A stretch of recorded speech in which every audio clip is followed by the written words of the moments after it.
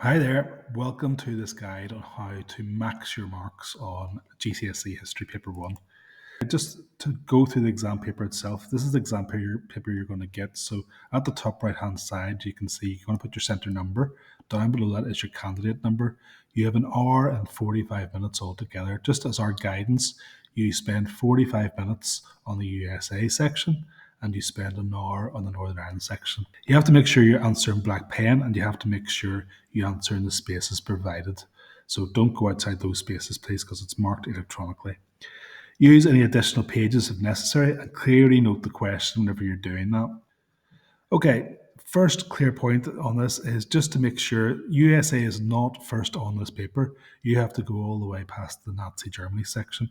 If you open up your paper, you should be able to see the option 2 and where it is. So go all the way to those pages for USA first. In this case, it says 9 to 14. So you should be able to zip through all these Germany sections and you should come to this 6. And it's your first question. And it's basically those heads and tails. So you've got all your different answers at the top, and you have to match it to the definitions below. So you shouldn't take longer than 2 minutes on this here. 2 minutes is an overestimate. I think you can get this done in a minute if you've been looking through your resources. And we've planned this in class, and a lot of us are able to do this with under a minute. So just make sure though that you manage to get the right words in the right places, double check it just to make sure. And if I were you, I would go through and stroke out the words whenever you're using them. One's already been done for you, so start off with that one. Number 2 then is a describe question. It's a 3 and 3. So this one should be answered in about 5 minutes. There are 6 marks available, so 3 and 3 altogether. I just asked you to describe 2 ways, actions, causes, or consequences.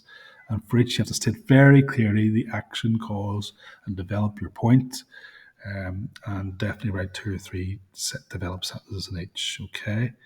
And make sure you link back to the question as well too. Make sure it is what you're being asked to do. In this case, it says about effects. So 2 effects of the Wall Street crash. So effects is the keyword and the event is the Wall Street crash.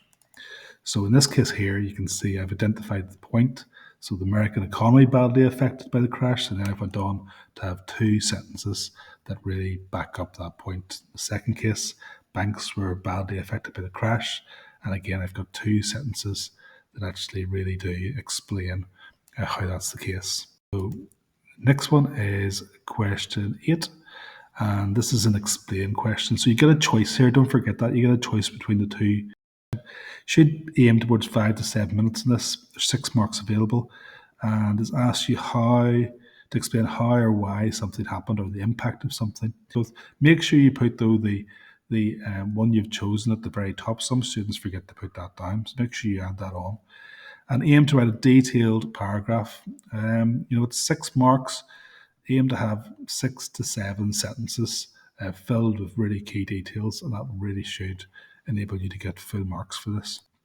So in this case here, I've chosen the automobile. It's asking one feature. I've chosen the automobile, and I went through lots of different sentences here that really back up that point that automobile really did have a big impact on the lives of people in the USA. So I've said about the number of cars rising. I've said about how it's more affordable for Americans to buy because the price went down. I've said about the assembly line, how they worked in stations, doing the same task, but they were able to get better wages, better conditions. Some of them were able to afford their own car. How the price of that car, Ford Model T, fell from $800 to $295. How they could get $5 a day. How they could benefit other industries, such as mechanics, tourism, cinema, that affected jobs. Americans moved to the suburbs, travelled into work, and I've also put an extra point at the end just for security, just to say that cars also had a negative impact with pollution and traffic jams. So I can tell going forward here that I've got my 6 marks and I'm ready to go. So the next one after this here is one where you have to explain fully for the 8 marks in this case. So probably about 10 minutes for this. And it's asking you to explain how or why something happened or the impact of something. And you need a detailed answer for this. So don't simply write all that you know. Be really selective. Focus on what the question is asking. And make sure it's focused and relevant and you fully explain your points. Try to include keywords, names, dates, statistics to help you answer this question. That should really back up your point. So in this case here, it's how did Native Americans experience problems? And I've said that look, they're expected to live in reservations. So I'm using like one of the key terms there. Poor quality lands unsuitable for farming. It's another point. I've said that reservations been subdivided into allotments, aimed at settling Native Americans, making farm. It's another point. Native Americans suffer poor health. I've said about life expectancy and malnutrition being 3 times the American average. Get a mark for that. I've said about incomes only being a third of the American average. Get a mark for that.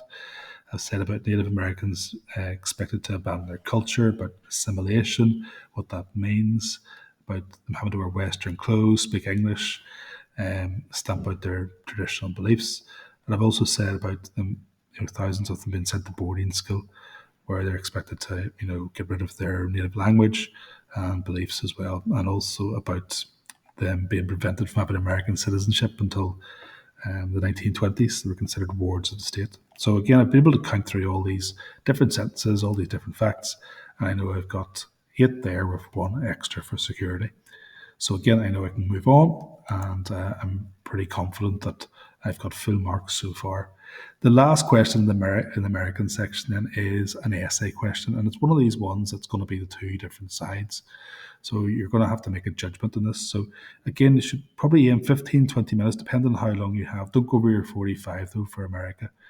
There's 16 marks available. You'll be given a statement and asked, do you agree with it? Introduce the answer to set the scene. So show both sides whenever you're answering that question. Make sure there's balance, but make a judgment. Make sure you make a judgment, and make sure you conclude at the end by giving your judgment relating to the question set.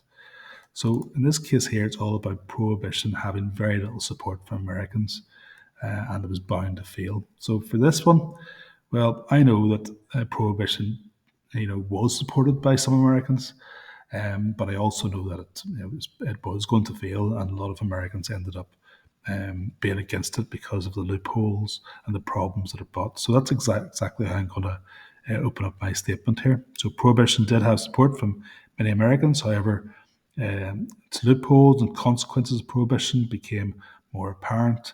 Many Americans didn't actively support prohibition, and many ignored it, making it bound to fail. So that's showing there's balance there, but also coming down very clearly on one side. And then I've laid out my argument for both sides. So I've said here in the first part, look, it is supported. I've said about conservative Americans, religious groups. I've put in facts like Billy Sunday in there.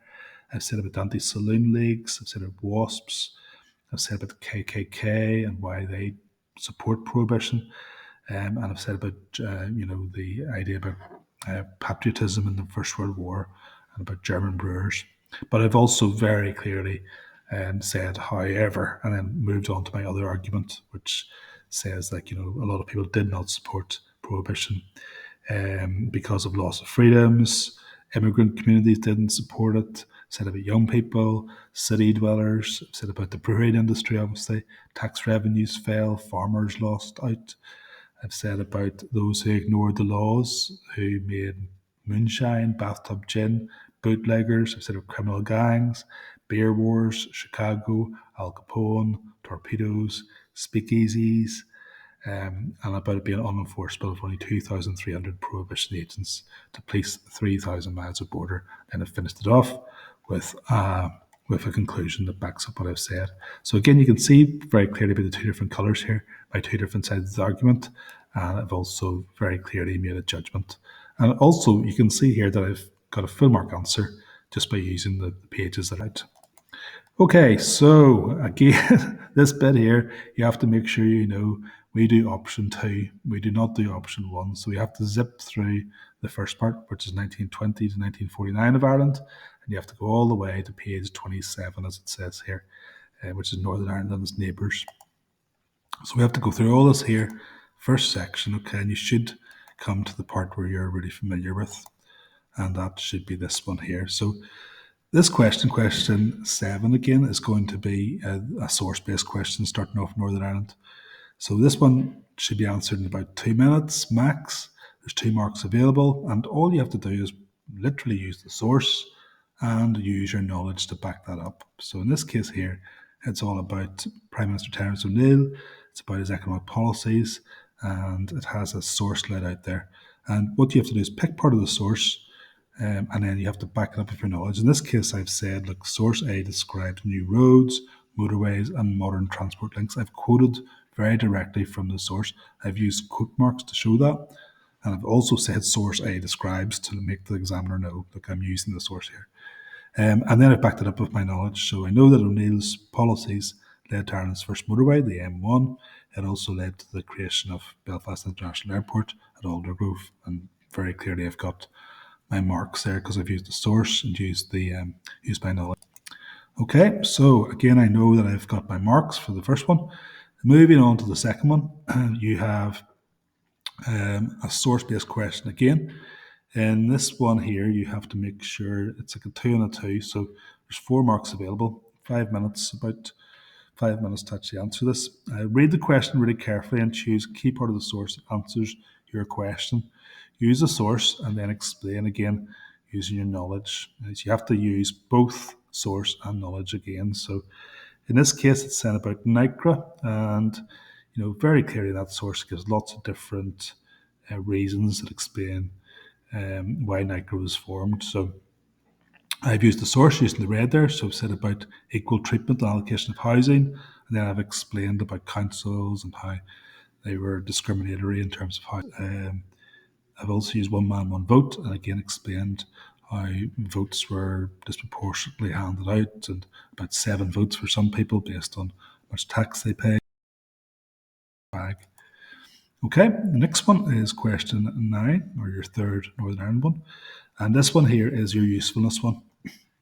Again, what you have to do here is go through and make sure you stick very closely to Caddo, okay, including your own knowledge. So it's source-based, 5 to 6 minutes, max for 6 minutes, okay? And use Caddo's content. Try to use 2 bits of content. Make sure you say about the author, how useful it is, the date, how useful it is, and an omission's a limitation, something that weakens this. So I've suggested here the content's useful because it suggests the loss of control over law and order, and it's a clear reason for direct rule. And then I've explained down below how the Unionist government resigned. This helped British Prime Minister Edward Heath introduce direct rule. I went on to say about how Faulkner says it's victory for the IRA, direct rule, and I've also explained there about how the Unionist government did not deal with law and order very well, and that's how Edward Heath removed the powers from them and introduced direct rule. I've said about the date, just make sure you do one simple technique here. It's almost every single time you have to say, this is useful because. So the date's 24th of March 1972. This is useful because it's from the time direct rule was introduced. So it's a primary source. So it's very useful. And the last part, however, it should say about the author there. The author is useful because it's Brian Faulkner. He's Prime Minister of Northern Ireland, and you have to qualify that. So his actions would lead directly to direct rule. Okay, so that links to the question. And finally, that omission, that limitation. It doesn't mention anything about Bloody Sunday in this, okay? And you could also say it's from a unionist point of view. So just one limitation, one omission, one thing that's missing is all that's needed for your 5 marks. So stick very closely to that Caddo, and you can't go wrong. Okay, the next one then is the reliability question. So it's the DAMAT one. Again, you go through very formulaic use of the DAMAT. So in this case, it says about the date of the source. Again, the date of the source is very reliable, links back to usefulness as well too. It's a primary source based on the decision of the Unionist government to resign. So that there is right at the time of direct rule, so really reliable. The author's Brian Faulkner. He obviously is the Northern Ireland Prime Minister. He's well informed about events, and it gives a good insight into the views of the Stormont government. The modes of speech gives an indication of the anger of the Unionist government at the decision to remove the powers of law and order. The motive, well, clearly you can see it's a biased motive. It's from one point of view, so you're able to point that out. And it just shows you, a Unionist point of view. It doesn't make it. It makes it reliable because it's from one source, but it doesn't show other reasons for direct rule being introduced. And the audience, well, it's clearly a unionist audience, with Faulkner justifying the decisions he's made. Tone, very angry, firm, frustrated. And yeah, he suggests that the British government policy is wrong and a victory for the IRA. So yeah, again, the element of bias is in there as well. Okay, so just go through, make sure you follow that DAMAT, make sure you keep on referring to reliability, and how it can be reliable, how it cannot be reliable as well too, and stick within the 7 minutes for that. Okay, and then it moves on to these quite simple, hopefully, if you revise well anyway, it'll be simple questions. So it's just the only question, the only element here that's a bit confusing or a bit frustrating is the D, because D is always worth 2 marks. So this comes down to how well you revise. So the first one there is William Craig. The second one, the term for the Good Friday Agreement. Well, you've got lots of different terms that you could use. One reason why Republican prisoners started the hunger strike. All you need to do is qualify a reason. And the last one there is one response to Terence O'Neill's attempts to improve relations. So in this case, I've used 2 sentences. Nationalists were supportive of some of O'Neill's reforms, such as meeting Le Mas. They showed this by allowing the Nationalist Party to enter Stormont in opposition. I know I've got 2 marks for that because I've got 2 sentences, and I can move on. And the last one is our 9 and 9. So we've got 2 essays out of 3 to choose from. Choose very carefully. So choose the ones that you know you can answer the most in. And look very closely at the questions as well too. So it's an explain question.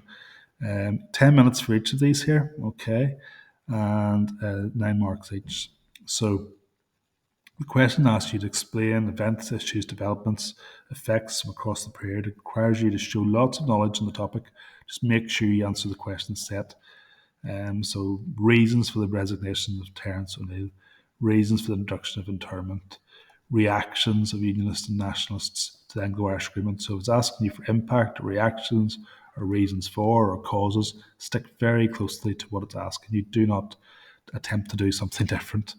So in this case here, you can see I've really tried to explain about O'Neill, about how he was not a particularly popular leader. He was appointed, said about his background, I've said about how he's a liberal unionist, how his reforms, such as meeting the Mass, led to issues of his party, how some of them objected to that, how he kept it secret, how a lot of them blamed him for the rise of NICRA and for the problems that came after that, how the Crossroads election didn't go particularly his way and why, how he didn't actually maintain or get the nationalist vote. And I put down then, you just have to finish this off by very clearly putting how he almost lost his own seat, and about the bomb. He can't get full marks on that without saying about the loyalist bomb that was blamed on the IRA, which led to him losing his power. Okay. And I've chosen for the other one the reasons for internment. I've said about the rise of the IRA, provisional IRA, after the Falls Road curfew. I've said about the IRA split, how they're more militant and determined. There's a huge rise in numbers, huge rise in violence. How Faulkner has this idea about using internment, had been used before successfully in the 1950s. And I've said there about how Protestant businessmen were very angry, wanted more action against the IRA because of the bombings in their businesses. I said about rounding up key leaders of the IRA, was hoping to reduce IRA violence, and that the Unionist government believed stronger action was required against the IRA. And this is shown by they believe that the British government's been too weak in terms of dealing with the IRA. And then finally, looking to obviously starve the IRA of weapons in the end. And that should be my full marks. So you should be able to see a really good answer, just even by the key facts that are peppered down, and about the length of the answer as well too. So hopefully this helps to show you how to maximize your marks for every single question here. Stick very closely to the timing and make sure you do what the question's asking. Make sure you've revised well. It makes all the difference.